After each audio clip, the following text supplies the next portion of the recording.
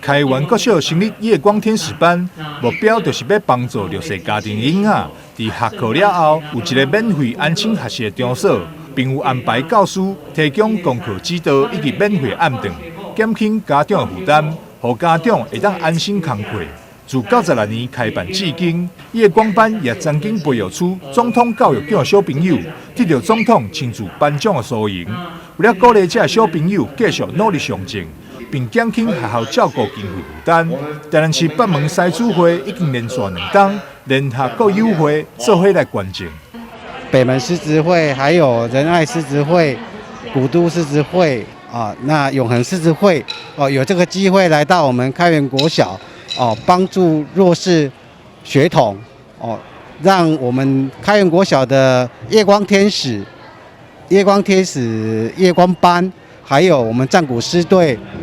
能够从96年就开始来帮助弱势家庭的学童有那个减轻家长的负担，让家长可以安心工作，无后顾之忧。小朋友都是我们未来的主人哦。我们现在一点点小小的一些能够帮助他们到，我们其实都还蛮开心的。那也期待各位就是能够让我们抛砖引玉，有更多人来做这些行善的活动。希望各界能够踊跃的一起来共襄盛举，然后一起为我们这些学童啦，然后来多多的照顾，能够为小朋友尽一点心力，是我们狮子会该做的事。开元国小校长李天旺对着西主会连续2天捐助学校夜光天使班的暗顿经费，表达万分的感谢。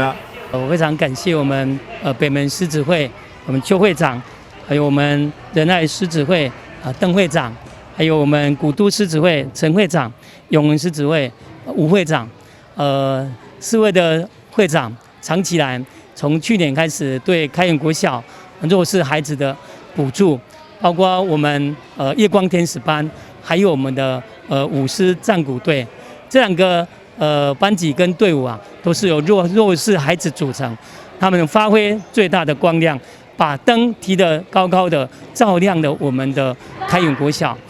西主会捐助活动由开元国小校长李天旺代表受证。校长也勉励夜光天使班以及战鼓队的囡仔，爱努力向上，唔惊竞争的劲，继续伫课业也就是在业发挥潜能，也期盼每一个受到帮助的学童，未来大汉伫社会上服务，有能力帮助别人的时阵，嘛当积极做公益来回馈社会。